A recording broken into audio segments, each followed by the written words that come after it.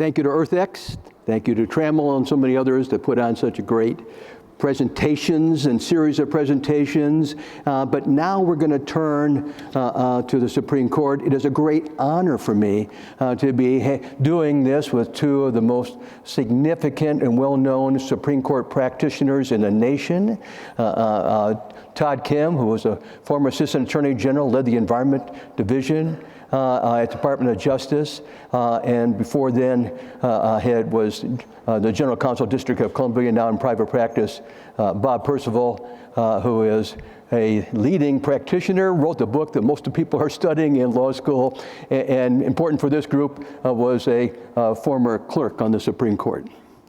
I know what you're thinking. You're thinking, well, you sort of have to have Supreme Court in one of these sessions, right? But it's boring, a bunch of cases that nobody ever reads, and a Supreme Court that nobody ever talks about. That was your grandparents' Supreme Court. This is a different Supreme Court. They're in the paper all the time there. This is just the last week of news things by this particular court. Last Friday, New York Times say they have this expose where they have leaked papers by the Supreme Court talking about the first of the shadow docket cases, which we will get to during our presentation. A case, by the way, that I handled when I was at the Department of Justice, where the Supreme Court, without opinion, stayed the Obama-era Clean Power Plan. Before then, just a day or so before then, one of the Supreme Court justices, Sotomayor, apologized in public, saying that Justice Kavanaugh never actually knew anybody that worked with hourly wages there. And then, before then, April the 1st, I was in the Supreme Court making a motion, and then I looked behind me, a couple of rows behind me, President Trump. By the way, the Supreme Court just went on and did the normal argument, was a birthright case. And so there's a lot happening. What are we going to do with our time with you? We're going to do a few things. We're going to talk about statistics. Why statistics? Beginning of baseball season. Everybody has statistics, so we're going to be like baseball people.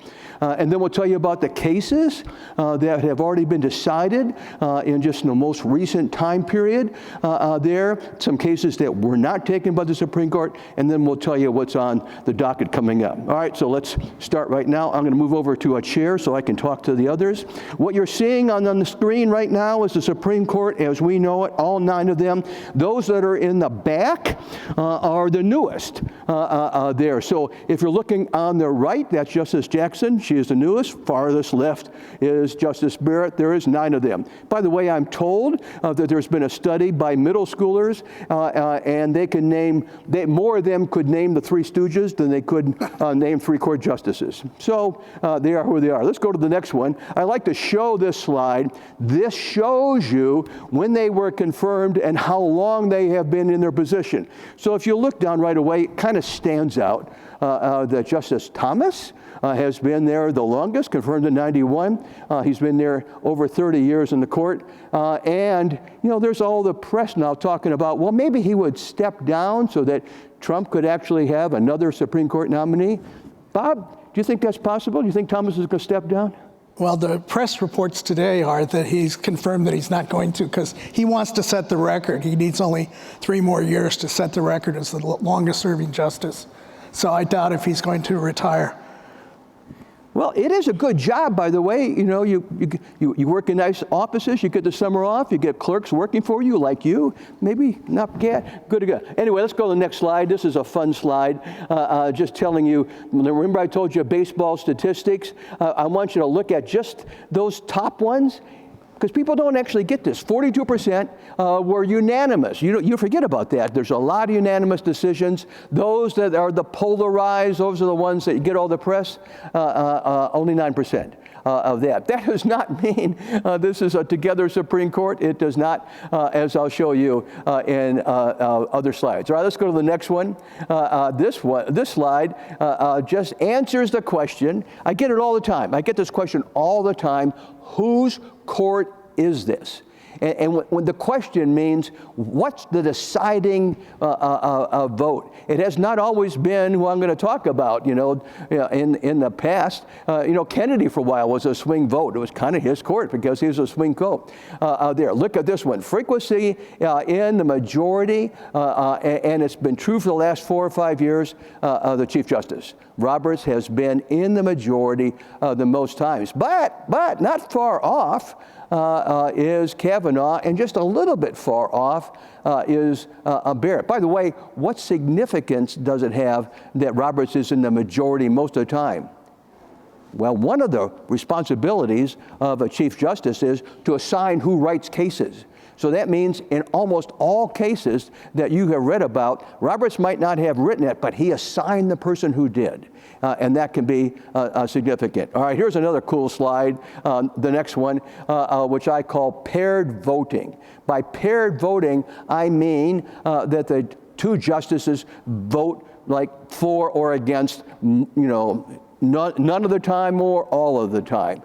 So look at the slide that you're seeing right now. Find Roberts, move Roberts over to Kavanaugh, and you'll see that the majority, high 90s, last 4 or 5 years, those two have voted together.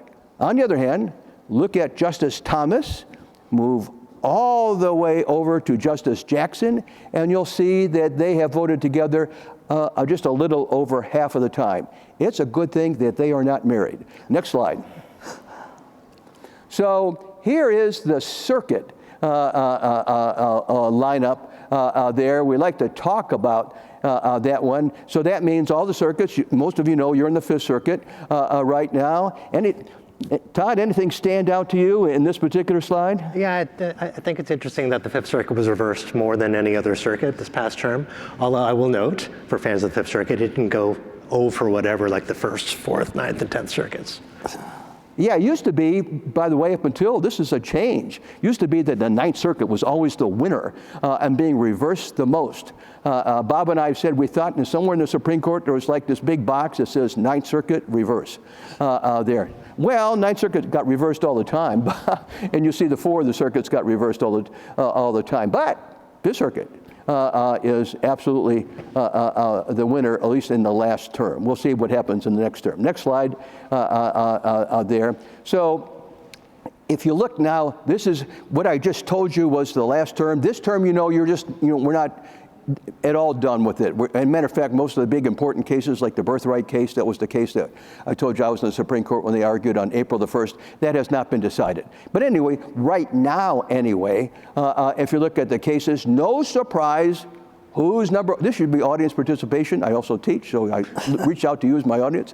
Who is now in the majority in this term the most? And you would say, for sure, Roberts, all cases. Then you say, what about all those divided cases? What about the 6-3 level of cases? Do them the next slide and you'll see it's the same. Roberts is still there. However, look at those other, colored slides going up. You're no surprise because of the ones I showed you before about Kavanaugh and Barrett pretty much being there very much with Roberts. But look at Kagan. She's kind of sneaking up like a NASCAR race.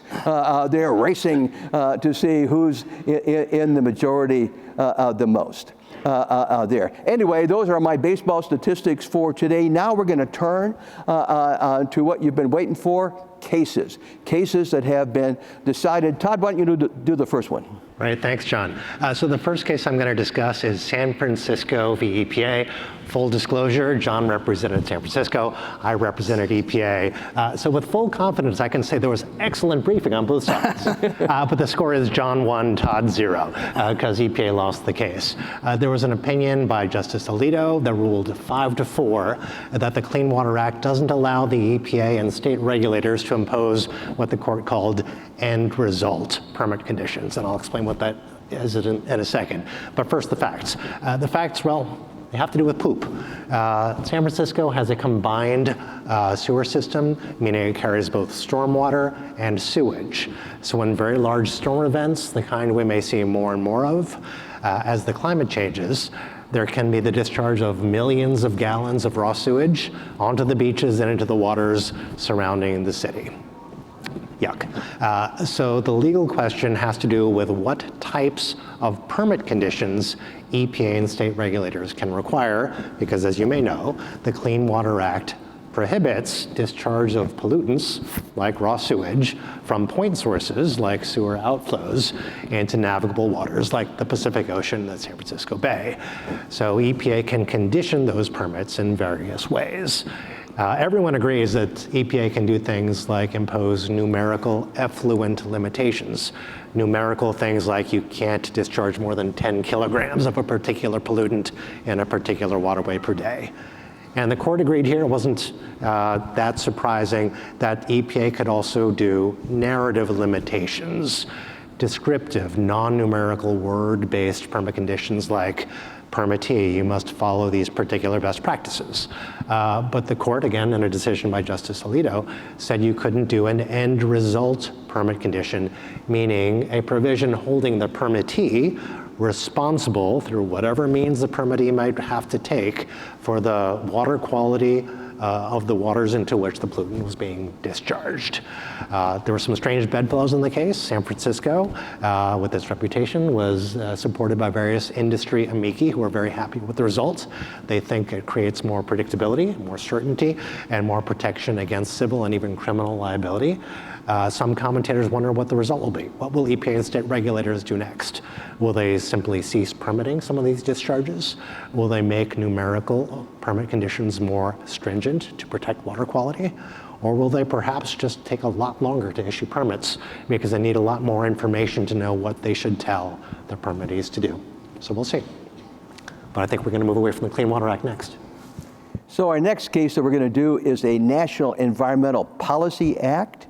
NEPA, one of the most litigated statutes in all of the environmental areas, and this one is a 88-mile railroad spur, starts in Utah, going through Colorado to transport petrochemical issues across there. The Colorado counties did not like that. They thought there was a possibility in their area of having spills, which of course happens from time to time, and therefore challenged what was happening under the National Environmental Policy Act. The DC Circuit reversed. And so, meaning they could not do, they would have to redo the NEPA analysis because they didn't care, they didn't look at the full range of the 88 miles.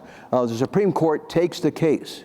By the way, maybe that's all you need to know, that they took the case, because in the last 17 cases on NEPA before the Supreme Court has ruled for the government. They ruled for the government here. No surprise as well. But what the Supreme Court said is the transportation safety, or the group that was doing the NEPA analysis, they only had to look at what they had regulatory authority over. And they did not have regulatory authority over that part that was in Colorado. So it was a victory, again, for Utah. But what was significant out of this case, written by Justice Kavanaugh, is just how much deference, he said, they ought to give the agencies who do NEPA review. He said, well, NEPA is only procedural, it's not substantive. And so if you violate it, that just means you have to do it over again. So it's not like the other statutes. And therefore, you really ought to give, deference to the government. That's kind of surprising, because last term, Roberts wrote the opinion called Loper-Bright, which overruled Chevron, and Chevron was the case that gave deference to the federal government when they were interpreting ambiguous statutes. So what was left to have there, instead of the deference that they had, was what I call the Aretha Franklin standard. Aretha Franklin said you should get RESPCT, right? Respect. You get respect, but that's all you get. You don't get deference. But that's not what's true in NEPA analysis. NEPA analysis, the government actually gets a fair amount of deference there. All right, what do we got next? Well, one thing about this particular case is I think it really signals the Supreme Court saying the high water mark of judicial interpretation of NEPA to give expansive rights to challenge projects, that's in the past. We're really on the downslope of that now, and we're going to potentially see action from Congress as well, and permitting, et cetera. That might also signal that the broad reach of NEPA, especially from the DC Circuit, may no longer be. Yeah, good point. Hey, let's do Texas. This, of course, is near and dear to the hearts of people living in this wonderful state. Back in the 1980s, there was a big push for more nuclear power plants. But one problem with nuclear power is it generates high-level radioactive waste, which is incredibly hazardous for 10,000 years. And you have to do something with that waste. Well, at the time, the environmentalists said, well, you don't have places to put it. And the answer was, well, we got 40 years to develop such places because that's the useful life of these plants. And so it was kind of put off. The High-Level Radioactive Waste Policy Act said the federal government would take care of that problem by creating 2 repositories for the waste, one east of the Mississippi and one west of the Mississippi. Problem was that in 1988, when DOE was trying to decide what sites to select, it coincided with the Republican presidential primary where George H.W. Bush, President Reagan's vice president, was running for president. And the DOE had decided that an excellent site, because it had such great granite formations, was in New Hampshire. But you have the New Hampshire presidential primary coming up. And as a result, DOE said, well, we don't really need 2 sites. Let's just build one west of the Mississippi. But that's kind of unfair because almost all the nuclear power plants are east of the Mississippi. So Yucca Mountain, Nevada, a state that has no nuclear power plants, became sort of the default option there. Now the waste has been building up. We don't have any because Yucca Mountain has become such a political football. And so we need places to put it. Most of it's building up in pools next to existing nuclear power plants. So entrepreneurs wanted to build interim storage facilities to handle the waste in the meantime. And the NRC granted a license for such a facility to a Texas company called Interim Storage Partners. And Texas quite reasonably said, well, if you grant an interim license, it could well become a permanent one. And so they objected vehemently, but they didn't actually participate in the licensing proceeding. There was a very interesting legal question. Does NRC even have the authority to authorize interim storage? Because we hadn't contemplated that when we embarked on all these nuclear power plants.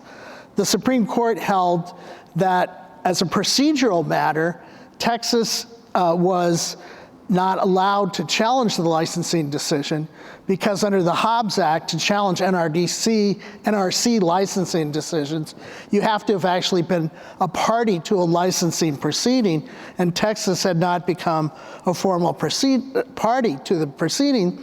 So as a result, it kind of put off a decision about interim storage for the long term, but the license was upheld. The next case was not specifically an environmental case, but it raised a very interesting legal question that was kind of, many people thought that the way to rein in environmental regulation was to revive what's called the non-delegation doctrine, the doctrine that says Congress violates separations of powers and it's unconstitutional to give an administrative agency legislative power. This case actually involved an FCC scheme to have contributions made to create a fund that will make it easier for rural areas to have access to the internet and communications generally. And many people thought this would be the ideal vehicle for the Supreme Court to revive the non-delegation doctrine that had been a dead letter since 1935. An argument was made that because the FCC had set up a private agency to handle these contributions that it mandated that common carriers make, that was a violation because you couldn't have a legislative power delegated to private agencies. But the Supreme Court surprised a lot of observers in June of 2025 by basically stuffing the non-delegation doctrine and saying that there were sufficient controls in the statute to guide how FCC made its decisions about how much would be paid, and therefore there was no violation of the non-delegation doctrine. Now, when I teach this in class, I say, how is the non-delegation doctrine like the late Detroit Tiger pitcher Mark the Bird Fidrich? I'm kind of a big baseball fan. As soon as this is over, I'm going out to, Globe Life Field to see the Texas Rangers play the Pirates. And the answer is in the statistics of Mark Fidrich's career. He was a Rookie of the Year, first year he pitched, and he never had such a good year again. So the same is true of the non-delegation doctrine. Only had one good year in 1935. The Supreme Court struck down 2 New Deal programs on the grounds that they violated the non-delegation doctrine. So, Bob, I have a question. When they wrote Loper-Bright, which overruled Chevron, Gorsuch said in his opening, this is the tombstone for Chevron. Is this case now the tombstone for the unconstitutional delegation theory? I believe so. I mean, there's only been one other big push. Back when I was clerking on the court in 1981, Justice Rehnquist tried to revive the non-delegation doctrine in a case involving the Occupational Safety and Health Act, and it has been dead since then. Now I suspect it won't be revived again. Yeah, and just one note on that. Justice Kavanaugh has explained that maybe there's not as much need for the non-delegation doctrine from the perspective of those who might like what it would do, because as you mentioned, the Chevron doctrine has been overruled, so there's less deference to federal agencies in their interpretation of the statutes to begin with. And there's also the major questions doctrine, which also constrains agencies when there's a question whether Congress has delegated an agency a power of vast economic and political significance. So with those two particular tools for making sure federal agencies don't, from their perspective, go off the reservation, they may see less need for the non-delegation doctrine. So what would a Supreme Court update be without at least one standing case there? Those of you who studied through administrative law or environmental law know that the history of standing has been largely looking at environmental groups and deciding whether or not their harm was significant enough that they should actually be able to present a case. This is a standing case, and it was not that type. This is, business groups challenging, in this case, essentially California and EPA over car emission standards. So California has their authority, which is always up and down depending on the administration, to have their own standards for cars. So that's why we have the so-called California cars, and they get that in a waiver from EPA. Being challenged, of course, almost frequently. In this case, though, the challenge was by companies that said, we are being screwed by zero-emission vehicles because we sell gas. And zero-emission vehicles don't use gas, and therefore we're hurt. Not crazy, right? There goes to D.C. Circuit. D.C. Circuit says, well, no. Actually, you don't have standing in that case because it's just economic injury, so who cares about that? That's the case that goes to the Supreme Court. By the way, the California position, which I've always found hilarious, was, well, the reason why they don't have standing is because the entire auto industry was going to do that anyway. It hasn't turned out that way. In any case, that's the case that gets argued. Not surprisingly, now Kavanaugh, writing from the majority, says, no, we think you have standing, and we can look at it and see that it has economic implications. One side note, a friend of all of ours, Ed Needler, a career guy who was the Deputy Solicitor General, this was his 160th Supreme Court case that he argued. There, after the argument, the people that he worked with, which include Roberts, Alito, and Kagan, all had wonderful things to say about him. By the way, he was hired by Scalia when he came into the Supreme Court. On the other hand, did it give him an easy win? No, he lost that case. But anyway, it's a standing case holding that in some cases, economic injury might be enough. Let's go to Clean Air Act. Right, just a couple little notes further on Diamond Energy. First, everything that John said about Ed Needler is true. He's been the heart and soul of the SG's office for decades, and he will be missed. He's the kind of civil servant we all should aspire to. And he was given a standing ovation by the court in the audience at the end, which is remarkable. But one other thing on standing, I think Diamond really illustrates how this Supreme Court will continue to be very solicitous of standing based on pocketbook and economic injuries, such as those brought by business interests. But it has signaled some willingness to cut back on other types of standing, such as informational standing, and Justice Thomas has written perhaps things like associational standing. We will see where this goes. But turning to the Clean Air Act, and in particular its venue provision, there were actually 2 slides about this because there are 2 very related cases that were argued on the same day and decided on the same day, and both decided by Justice Thomas in majority opinions. This is about venue, in particular where particular challenges to EPA actions under the Clean Air Act should be brought. And this can be complicated because EPA does a lot of different things under the Clean Air Act. Everything from nationally applicable regulations to things that seem much more local. For instance, as in these 2 cases, if you could actually advance the slide, one of them had to do with an exemption for a small refinery from the requirements of the Renewable Fuels Standard Program. And in this case, Oklahoma v. EPA had to do with SIPs, state implementation plans. Those are the plans that states propose and EPA has to approve or disapprove that govern how a state is to comply with various requirements under the Clean Air Act, including the National Ambient Air Quality Standards. So because it can be difficult, especially in edge cases like these, to decide in which court a particular challenge to an EPA action should be brought, there's a specific venue provision in the Clean Air Act that tried to lay out the rules. But it didn't work that well, and there was chaos. Different courts of appeals had different views about how this provision should be interpreted.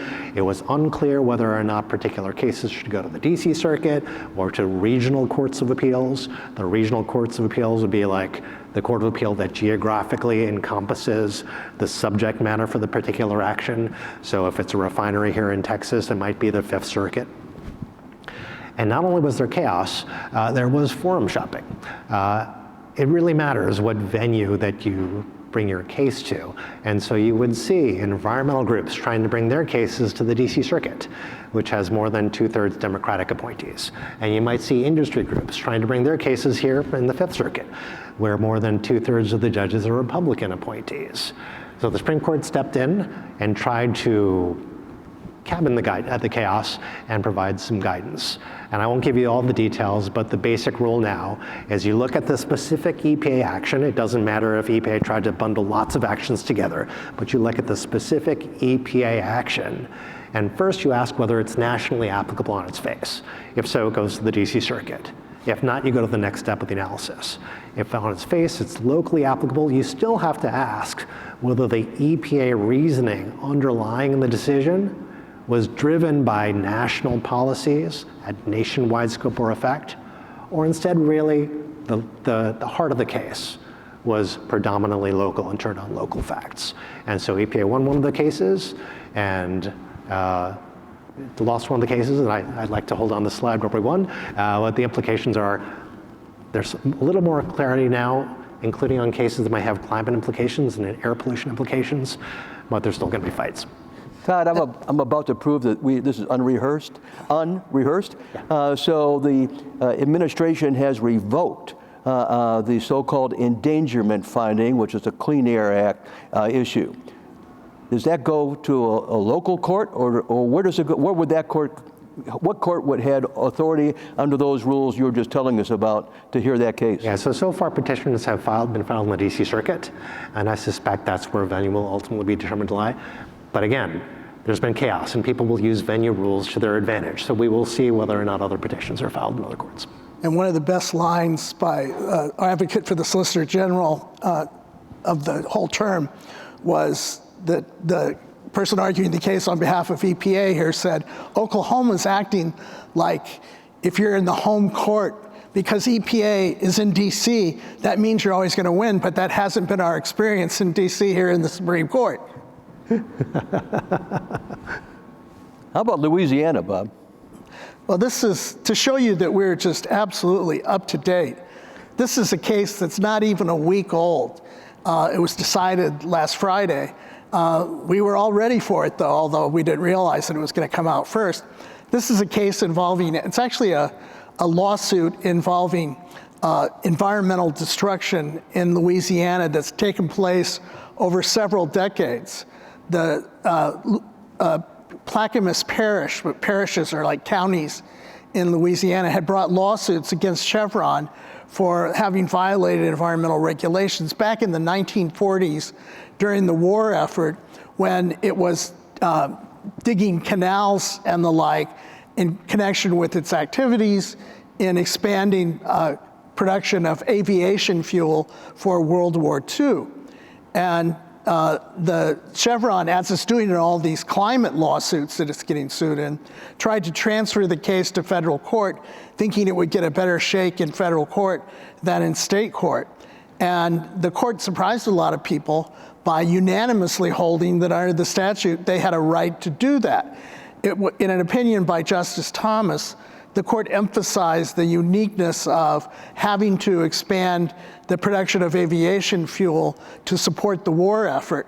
The statute said that if a federal officer was involved, and here Chevron was acting under the direction of federal authorities and trying to expand production of aviation gas, you have the right to remove it to federal court. And it was unanimous, except Justice Alito owned stock in several oil companies, so he recused himself in this case. I don't think it will have really broad implications because of the history behind it dealing with the World War II effort. Now, you've heard a whole lot about the shadow docket. One controversy is over what should we call it. I actually think the best term is the emergency docket. It's when you go directly to the court and seek relief right away. Others have said, well, let's call it the interim docket.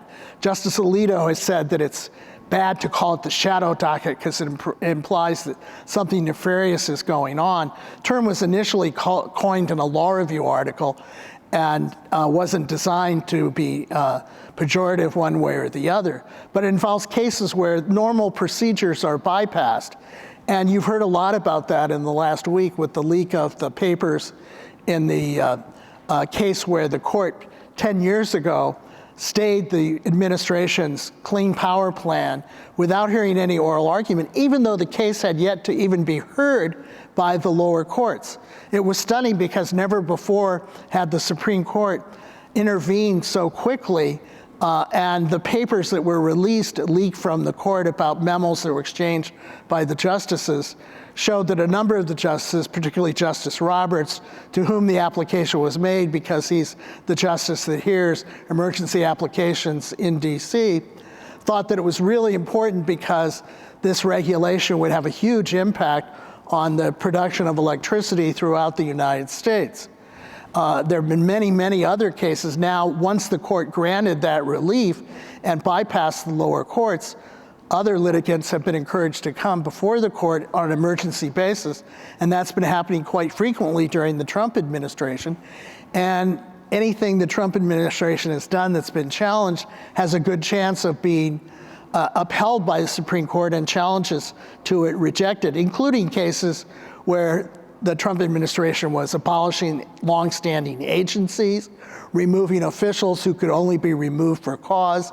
Few of the cases the court said, well, we will eventually hold oral argument. That was like the birthright citizenship case, although there they didn't actually decide the merits on the shadow docket. They simply decided that nationwide injunctions should not be issued except in very particular cases. We're still waiting for a ruling from the court in the birthright citizenship case. That was the case that John went to the court and got to sit in front of President Trump. So we'll see how these cases come out. But there's been a lot of criticism that if you decide these things so quickly without full briefing and oral argument, the court is not at its best when it does that. So let's change now. Let's go to the cases. We're going to do just a few. We'll do these quickly. These are cases that came up to the Supreme Court and denied. By the way, most cases are denied at the Supreme Court. They only take like 60 or 70 out of thousands that come in. But we're going to just highlight a few there. The first one is Utah. It turns out that the federal government owns about a third of Utah. There's like 17 or 18 million acres of land. Utah has never really liked that, so they sued. But they sued under the part of the Supreme Court, or part of the Constitution allows them to go directly. This is a state versus the United States, allows them to not go through district court, court of appeals like normal, and go right to the Supreme Court. However, it's a mother may I situation. So you don't actually, you file your complaint, but then you have to ask the Supreme Court for permission to go ahead. So this is something that actually the Biden Solicitor General opposed, saying you should have gone through the district court of appeals. You should have done that, number one. Number two, you're a bit late.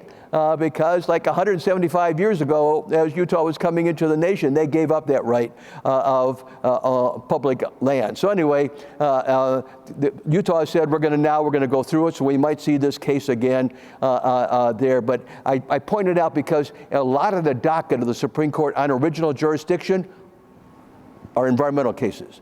Very often water disputes. Texas has been involved in several different water disputes, and in those cases, the Supreme Court has taken it so that they could actually resolve state-to-state conflict. They did not take this one, so you might hear about it again. What's next? And just one note on that. In these original jurisdiction cases, as Josh mentioned, the court doesn't always take them. When it takes them, you wonder, what is a group of 9 appellate judges going to do when it has to do trial-type proceedings? They are not equipped for that. Typically, they will appoint a special master who will do, some might say, the dirty work, and wait for the There was Supreme one of Court those to do water that. cases, Todd, where Breyer was there, and Breyer said to the litigant, "Do you really want us to decide this? We don't know anything." Okay, let's do another one. Let's do Hawaii. Okay, there's dozens of lawsuits that have been brought by states because of climate change. They've sued the fossil fuel industry, claiming that they deceived the public about the dangers of global warming and engaged in essentially consumer fraud, and that therefore they should have to pay for the costs of mitigating the harm caused by climate change. In every single one of these cases, until very recently, the oil industry has tried to get them removed to federal court and out of state court. But in every single case, the lower courts have said, no, these are really state law claims. They're things like consumer fraud. There's no federal equivalent of that. Therefore, they belong in state court. And this was one that got a lot of publicity because the Hawaiian Supreme Court said, we have a right to be free from the harms of climate change. The case belongs in state court. And the oil companies feared this might become like the tobacco liability litigation and cost them some real money down the road. So in this case, the court said it does belong in the state court and not in the Supreme Court. But stay tuned, because the court recently has apparently changed its mind about that. And it may be that the answer to that is Justice Alito, who is no longer recusing himself every time there's a colorable conflict of interest in those cases. So this one is mine. People thought this was going to be just a footnote to the cases that Bob was just discussing. This is another original jurisdiction case. Alabama, on behalf of itself and 18 other red states, asked the Supreme Court to stop 4 blue states, led by California, from proceeding with some of these suits brought against oil and gas companies for damages related to climate change. This notion that the Supreme Court would get involved to stop ongoing suits seemed even more far-fetched than the notion in the Utah case that the Supreme Court wouldn't say to Utah, well, just go ahead and file your case in district court, and per usual, we'll review it when you're done with the case. The court often says we're a case of review, we're a court of review, not first view. And so the notion that the court would get involved here and say, you stop those cases right now seemed legally adventurous, I'll say. But then the first opportunity for the court to say, we're not taking the case passed. The court relisted the case, meaning it distributed the case for consideration at another conference. A conference is when the justices get together to discuss pending petitions and whether they should take them. And then it was relisted again, and then it was relisted again, and then relisted again. And court watchers really pay attention to relisting because they know it could be a signal that the court is seriously considering taking the case. And people wonder, they can't seriously be considering taking this case, right? And then we finally got an order. The case was in fact denied. Technically, the motion for leave to file a bill of complaint was denied. And we found out the reason why it took that long, because Justice Thomas and Justice Alito dissented, but they didn't dissent on the merits. They didn't talk at all about whether Alabama's claim was meritorious. Instead, this had to do with what John said was the mother may I situation, whether or not it should be a mother may I situation. There's some justices who think maybe it shouldn't, that the Constitution says that states can file these original jurisdiction actions without the permission of the court, so maybe the court shouldn't be gatekeeping. And so it turns out maybe it was just a footnote after all. But it was a footnote that kept on giving, because maybe it was also a prologue to what the United States did soon thereafter. In April 2025, the Department of Justice, through the Environment and Natural Resources Division, which John and I both led, filed suits against the states of Michigan and Hawaii, trying to stop those states from filing such actions. The states said, that's silly, you can't stop us. One of them actually just went ahead and filed, and both those cases have now been dismissed. But the fight continues. So in our remaining time, we're going to tell you what is now, using my baseball analogy, what's on the on-deck circle. The first one, Enbridge, has been argued already. This is a case near and dear to my heart. Next slide, because I grew up in Michigan, down from where this heard. This is in the so-called Mackinac Strait. The area between the upper and lower peninsula. Enbridge has an oil pipeline. It's been there for 70 years. They have an easement from Michigan to do that. And the Attorney General has long been opposed, worried about this thing is going to break, because if it breaks, it would have a gigantic impact on the area. So Michigan files a lawsuit hoping ultimately to close that down there. So that's the setting for all of this. But the issue is really much less than that. The question is this going to go into state court or federal court there? And so just like, both Bob and Todd were talking about, Enbridge would like to have it in federal court, Michigan AG would like to have it in state court, and there's a 30-day rule associated with that. You actually, if you're going to remove it to federal court, you have to file it in 30 days. Enbridge didn't do that. But Enbridge argues that equity issues should allow us to do it because we're such a nice group there. That has been argued there. It is another reason why it's near and dear to my heart, because I teach environmental law in a master's class at George Washington University, and I am now grading papers because that was their midterm. Their midterm was write 5 pages. Number 1, tell me the facts of Enbridge. Number 2, based solely on the oral argument, tell me how every justice is going to vote. And then number 3, depending on how you think the case is going to go, tell me the significance of the case. So I've graded about 10 papers. So far, every one of them thinks the Attorney General is going to prevail. Next case. So Monsanto versus Durnell. This is a case about preemption. Preemption is the legal doctrine under which federal law can supersede inconsistent state law, such that the state law has no legal effect. And the particular facts of the case is there is a Missouri resident named John Durnell who believes that the Monsanto product Roundup, a very popular weed killer, and in particular its active ingredient, glyphosate, may have carcinogenic qualities. He claims that Monsanto should have, but did not, warn consumers purchasing the product of this risk of cancer. It's very significant to Monsanto, this issue. Mr. Durnell was awarded $1.25 million by a jury, and there are perhaps tens of thousands of other claimants who could also bring actions against Monsanto. So if you do the math, some people think that there could be well into the 11 figures of liability from Monsanto. very significant, obviously. So Monsanto has been doing lots of things to try to cabin its risk. There's press reporting of a significant settlement that's happening, and it has also been trying for several years now to get Supreme Court review of this preemption issue. So there's a statute, FIFRA, which I'm sure you all know is the Federal Insecticide, Fungicide, and Rodenticide Act. We all know that, everybody in America does. There's a statute that requires EPA to approve particular labels for, among other things, weed killers like Roundup. The EPA-approved label did not have a cancer warning. So the question is whether or not that failure to have a cancer warning means no state law could require a cancer warning. And remember, Mr. Durnell's theory, like that of many other potential plaintiffs, is that there should have been a cancer warning.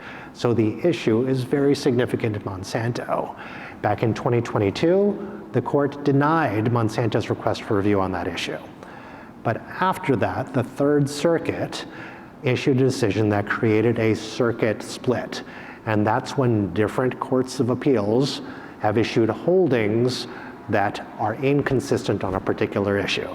And the Supreme Court pays particular attention to whether there's a circuit split in deciding whether to take a case in the first place, because then it can resolve the circuit split and create one national rule.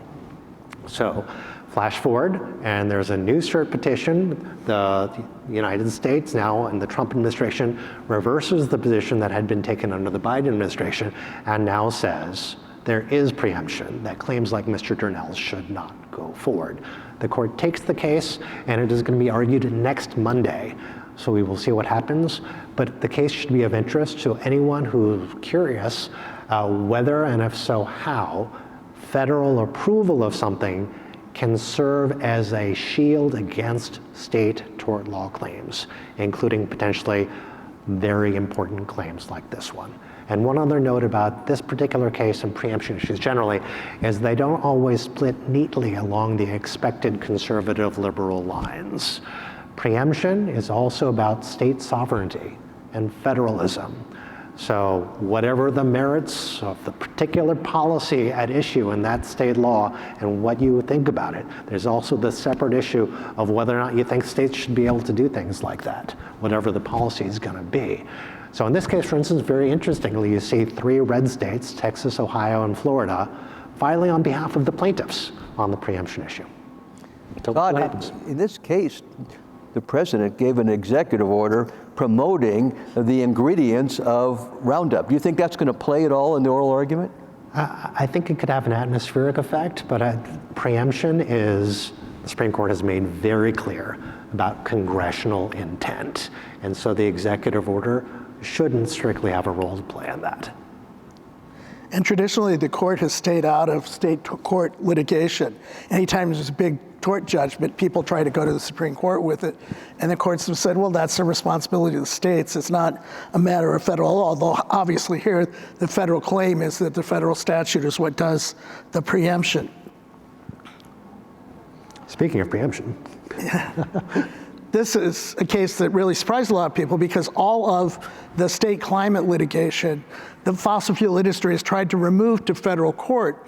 And the Supreme Court and the lower appellate courts have said, no, these cases belong in state court. But on February 23rd, all of a sudden, the Supreme Court grants review in this case where Boulder County, Colorado, has sued a major fossil fuel company, arguing once again that they should owe us damages for having misled the public about the impact of climate change. Now, what changed here?